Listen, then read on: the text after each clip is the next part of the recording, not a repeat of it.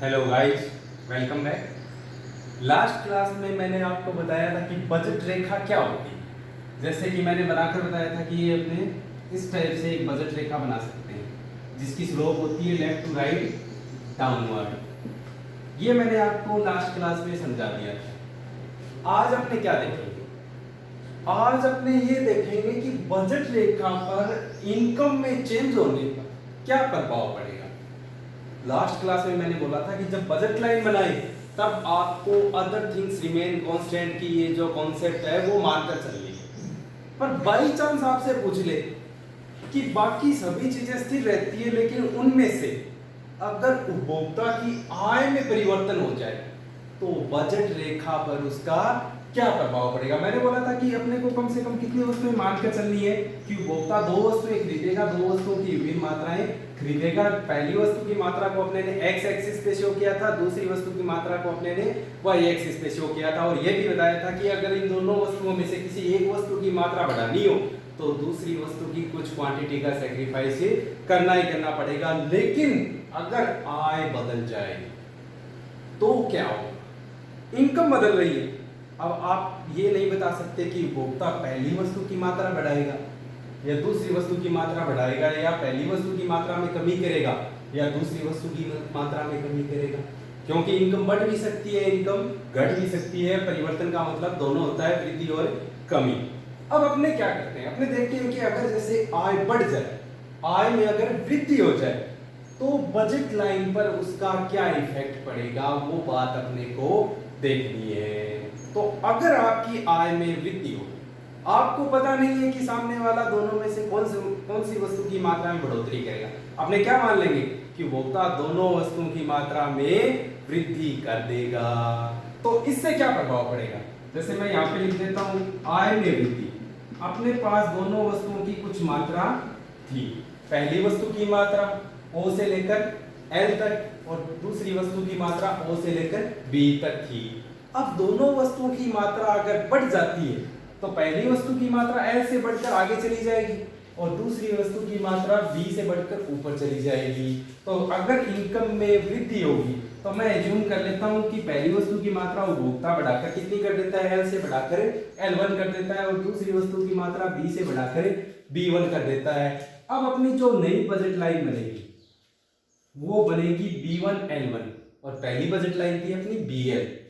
अब इसका प्रभाव साफ साफ दिख रहा है कि बजट रेखा पर क्या प्रभाव पड़ा। बजट रेखा बदल गई, अपनी बजट रेखा का स्थान बदल गया।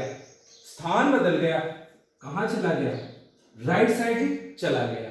जब पूरी बजट रेखा इस तरीके से अपना पूरा स्थान बदल देती है उसे बोलते हैं बजट रेखा में शिफ्ट। क्या बोलते हैं? शिफ्ट। और इसमें इस कंडीशन में बजट रेखा किस तरफ जा रही है? दाईं ओर जा रही है। तो इसे आप क्या बोलोगे? दाईं ओर शिफ्ट, राइट शिफ्ट बोल दोगे। इसका मतलब अपनी बजट रेखा में इनकम बढ़ने का क्या प्रभाव पड़ेगा? इनकम बढ़ने पर बजट रेखा दाईं ओर शिफ्ट हो जाती है। क्यों हो जाती है? क्योंकि इनकम बढ़ने पर अपने ये मानेंगे कि उपभोक्ता पहली और दूसरी दोनों वस्तुओं की मात्रा में वृद्धि करेगा। क्योंकि आपको नहीं पता कि दोनों में से उसके लिए ज्यादा प्राथमिकता कौन सी वस्तु रखती है, इसलिए आपने क्या मान लेंगे? दोनों समान प्राथमिकता वाली वस्तु है उपभोक्ता के लिए, इसलिए दोनों ही वस्तुओं की मात्रा में वो वृद्धि कर देगा। कब? जब आय में वृद्धि हो जाए तब। अब अगर मैं ये बोल दूं कि अगर आय में कमी होगी तो क्या प्रभाव पड़ेगा? बिल्कुल सीधा सा है कि जब वृद्धि होने पर दोनों वस्तुओं की मात्रा बढ़ गई थी तो आय में कमी होने पर उपभोक्ता क्या करेगा? दोनों वस्तुओं की मात्रा में कमी कर देगा। और कमी कर देगा तो ठीक इसके विपरीत सिचुएशन मिलेगी अपने को। अगर मान लो पहले ये बजट लाइन थी तो दोनों की मात्रा में कमी करेंगे तो बी जो वस्तु दूसरी वस्तु की मात्रा है वो कम होकर नीचे आ जाएगी और जो L पहली वस्तु की मात्रा है वो बाईं ओर कम होकर अपने को दर्शानी होगी। इसका मतलब बजट रेखा बाईं ओर शिफ्ट हो जाएगी। इस बात जैसे मैं बता देता हूं कि इस टाइप से अपनी बजट लाइन बनेगी। क्यों? दोनों वस्तुओं की मात्रा में आप कमी करके देख लो, कमी करोगे तो किस साइड जाएगी? Left side. इसका मतलब जब भी उपभोक्ता की आय बढ़ती है तो बजट रेखा दाईं ओर शिफ्ट हो जाती है और आय में कमी होने पर दोनों वस्तुओं की मात्रा में भी कमी होगी, इसलिए बजट रेखा बाईं ओर शिफ्ट हो जाएगी। तो एक ही डायग्राम से भी दर्शा सकते हो आप और अलग डायग्राम से भी इसे दर्शा सकते हो। जैसे कि मैं इसका अलग डायग्राम बना के बता देता हूँ ताकि और इजीली अच्छे से आपके एकदम क्लियर हो जाए। यहाँ पर एक्स एक्सिस पे अपने ने क्या ले ली, पहली वस्तु की मात्रा, और वाई एक्सिस पे ले ली अपने ने दूसरी वस्तु की मात्रा। ये अपनी इनिशियल बजट लाइन है, ये अपनी क्या है, इनिशियल बजट लाइन जो है BL बजट लाइन। अब क्या होगा कि अगर आय में कमी लेनी है अपने को, पहले वाले डायग्राम में अपने क्या लिया था, आय में वृद्धि। अब क्या कर देंगे, आय में कमी। तो जब आय में कमी होगी तो उपभोक्ता को दोनों वस्तुओं की कुछ कम मात्रा खरीदनी पड़ेगी, क्योंकि उसके पास पैसे कम हो गए। पैसे कम हो गए तो उतनी मात्रा थोड़े ना खरीद सकता है जितनी पहले खरीद रहा था, कुछ ना कुछ कमी होगी।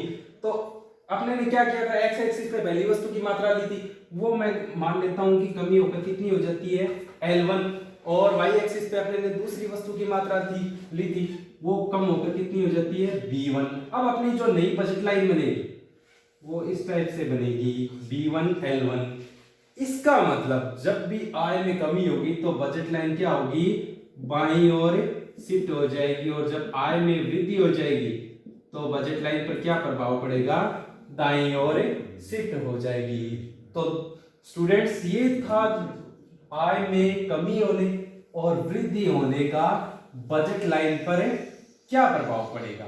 इसी प्रकार से आपको ये बोल दे कि बाकी सारी चीजें स्थिर है, लेकिन किसी वस्तु की कीमत में कमी या वृद्धि होगी तो उसका बजट लाइन पर क्या प्रभाव पड़ेगा, कि कीमत में परिवर्तन हो जाए तो बजट लाइन पर उसका क्या प्रभाव पड़ेगा, ये बात अपने को देखनी है। तो अपने वही करते हैं, अपने को पता चल जाएगा एक बात तो फाइनल, कि जिस वस्तु की कीमत में कमी होगी उपभोक्ता उसकी मात्रा को क्या करेगा, बढ़ा देगा, और जिस वस्तु की कीमत में वृद्धि होगी उपभोक्ता उस वस्तु की मात्रा में कमी कर देगा। ये बात तो तय।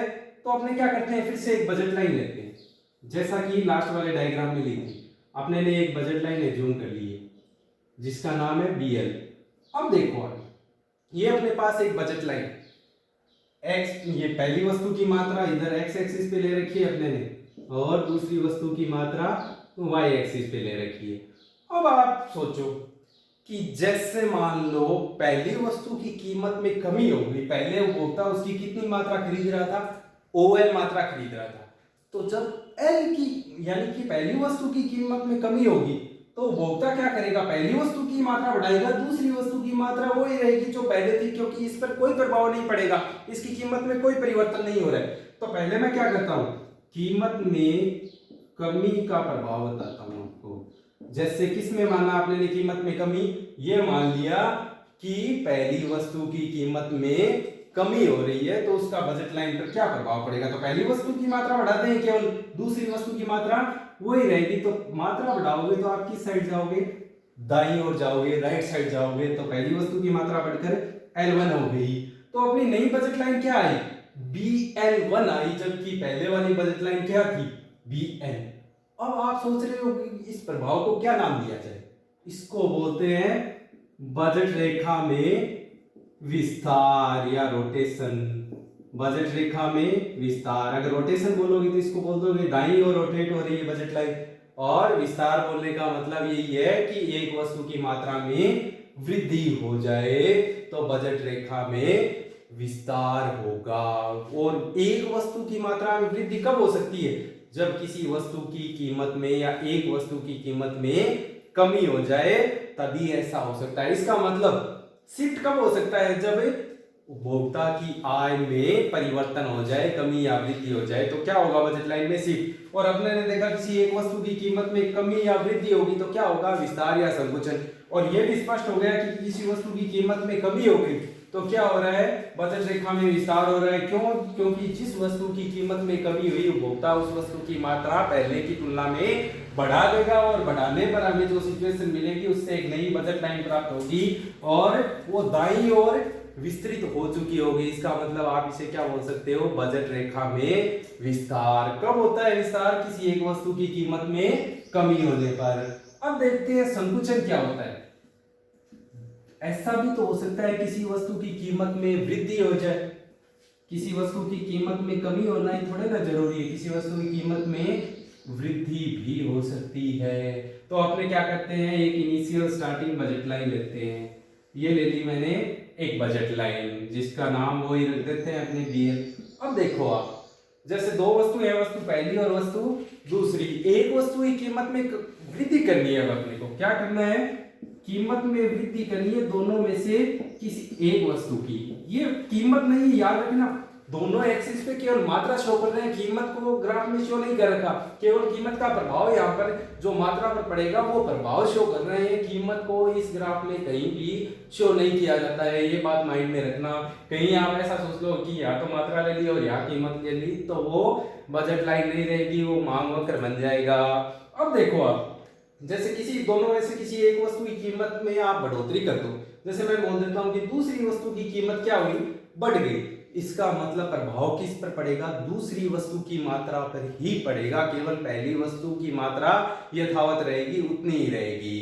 तो दूसरी वस्तु की कीमत बढ़ी है, तो इसका मतलब दूसरी वस्तु की मात्रा में कमी करनी पड़ेगी। अब उतने रुपए में उतनी मात्रा नहीं आएगी, कुछ कम मात्रा आएगी, तो मैं कमी कर देता हूं। B से घटाकर मैंने दूसरी वस्तु की मात्रा को क्या कर दिया, B1 कर दिया। अब B1 करने पे आपके सामने प्रभाव स्पष्ट हो जाएगा कि क्या प्रभाव पड़ेगा। अब इसमें साफ साफ दिख रहा है कि दूसरी वस्तु की मात्रा है उसमें कमी हो गई। कमी होने पर बजट रेखा में क्या हुआ, संकुचन हो गया। पहले फैली हुई थी, इस पे फैल गई थी और इसमें सिकुड़ गई है, वो नीचे की तरफ आ गई है। तो इसे आप क्या बोल सकते हो, बजट रेखा में संकुचन। इसे क्या नाम दिया जाएगा, बजट रेखा में संकुचन। अर्थात आपको कोई पूछे कि किसी एक वस्तु की कीमत में कमी या वृद्धि होने पर बजट रेखा पर क्या प्रभाव पड़ता है, तो आप साफ साफ बता दोगे कि जब किसी वस्तु की कीमत में कमी होगी तो वस्तु की मात्रा बढ़ जाएगी, जिससे बजट रेखा में विस्तार हो जाएगा। और जब किसी वस्तु की कीमत में वृद्धि होगी तो किसी एक वस्तु की मात्रा में कमी होगी और उससे क्या होगा, बजट रेखा में संकुचन। तो स्टूडेंट्स, अपने बजट रेखा का जो ये टॉपिक है वो कंप्लीट हो चुका है। आप खुद इसे एक बार करके देखना कि जैसे कीमत और आय बदल बदल कर 2-4 डायग्राम बनाओगे तो अपने आप समझ में आ जाएगा। Thank you guys.